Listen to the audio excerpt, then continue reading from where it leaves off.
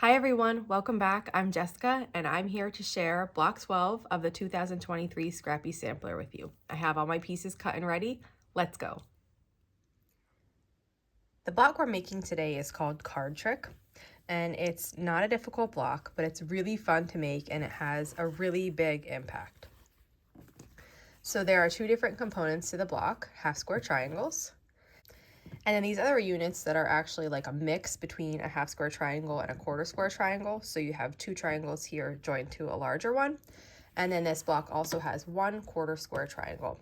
So let's walk through it. It's not difficult at all, even though by looking at the block, you might think it's difficult. The first thing we're going to do is for this block, we're going to make sure that we're referencing our pattern very frequently. We use 4 colors. And in my pattern, I have named them by blues because I designed this whole quilt in blues. We have a dark, a medium, a light, and a lightest. So I just chose 4 colors though because the quilt I'm actually making is colors. And we need to make 4 half square triangles, one with each of these and a white. So I'm going to start by doing that. I match up my white that I'm using with one of my colors and just sew down the length.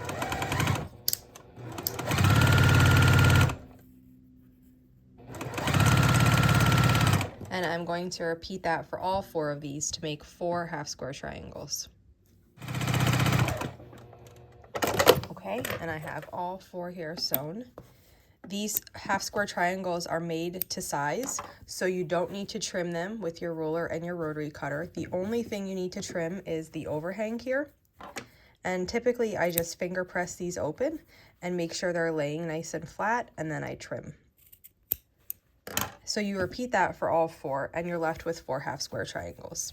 So for the next step, what we're doing is, as I have specified in the pattern, there's a certain layout for each portions of the block, and I have them numbered for you and referenced so that you can tell which is which. So what you need to make sure you have is, like I said, a lightest, a lighter, a medium, which I'm going to use my purple as my medium, and then I'm going to call my dark my green.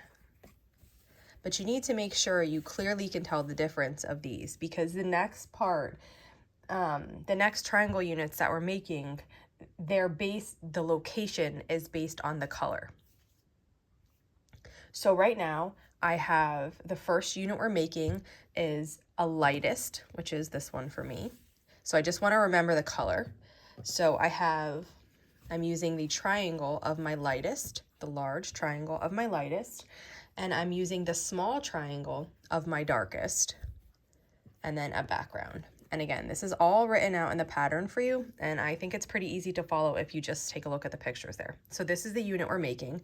To make this unit to start, we're going to sew the 2 smaller triangles together on one of the small sides. And then we're going to trim the overhang on the top, because if we press this open, we have this little bit hanging here that we don't need. Trim that. And then we're going to go ahead and take this unit we just made and match it up to the larger triangle. Just take your time and get it matched up correctly.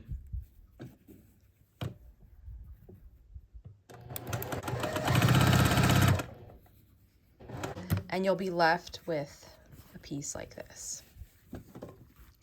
You'll need to trim the overhang here on both sides. Now we need 4 triangle units, and each one, the color mixture that you're using is specified in the pattern. So for the next one, for example, I'm using my number 1 color, which I'm calling my darkest, and I'm matching that with my number 2, which I am calling purple. And then I'm going to put in another background. They're all made in the exact same orientation, just the color placement is what's different. So you'll continue through this process and you'll make all 4 that are specified in the pattern. So I followed the layout of the pattern, and here are the units that I've made of the triangle units using the correct combinations listed there. So we have all of the triangle units made, all 4 of them. We have all 4 of the half square triangles made, and the last piece that we need to make is a quarter square triangle. You should always make sure, like I have a copy of the pattern right next to me, and I'm just making sure that I'm doing this in the proper way. So this is the layout I want. It's 1, 2, 3, 4, lightest, light, medium, dark. That's what I'm using. And you just fold 2 triangles right on top, like lay 1 triangle right on top of the other one and sew. And then you repeat that step for the bottom ones.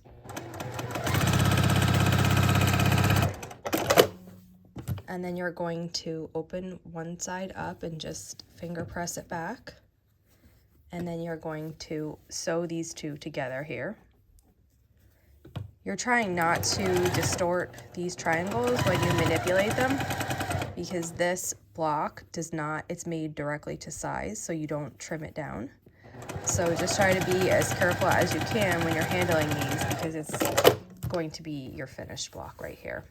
And then what you're going to have to do is just trim these little overhangs, you know, with your scissors. And now we can assemble the block, and we have 9 parts of this block, 9 components, so we're going to assemble it just like a 9 patch. So you're making sure you're looking at the pattern here, and we're starting with the lightest here, and we're matching that with like this.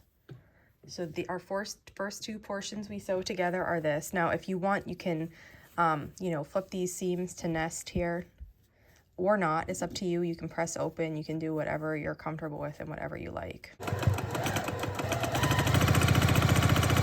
The next 2 patches I'm going to sew together are my second lightest, which is this one.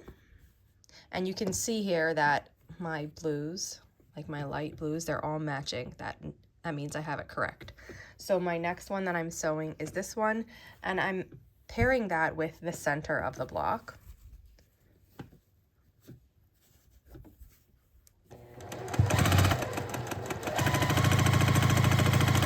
And for our bottom corner then, it will be the same color because we're still finishing up that part. And the one that goes next to that is this one. This is my second darkest color.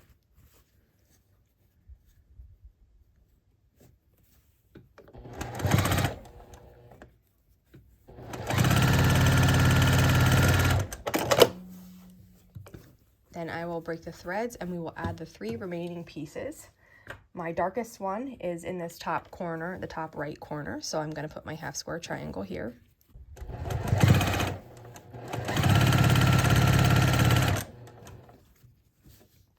The middle one here is going to be part of my dark and part of my second darkest. And the beauty of this block is it's just these units, but the way that they're laid out together, it makes it look like it has this very difficult arrangement of patterns when you complete the block, but it's really not difficult at all. The trick is just all in the layout, and it's a very beautiful block.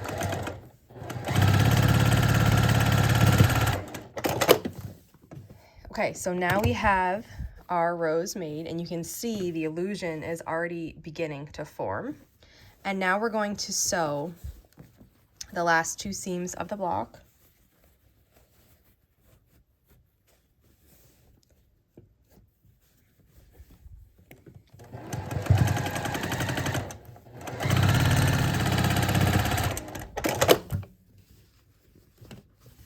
And the final seam.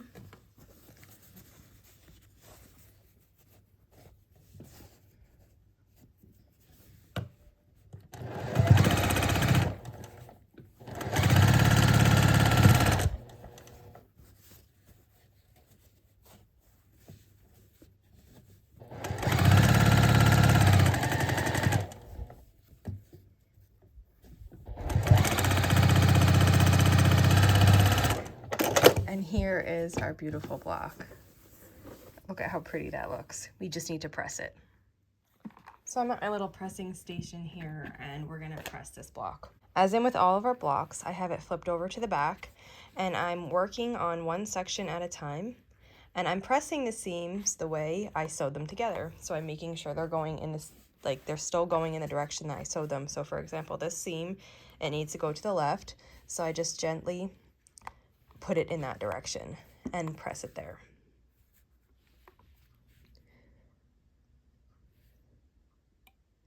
I'm not using any steam, but you could, or you could use like a water spritzer and spray that down if you like that. So this side is pressed. I'm gonna flip the block over and we're going to do the same thing along this other side.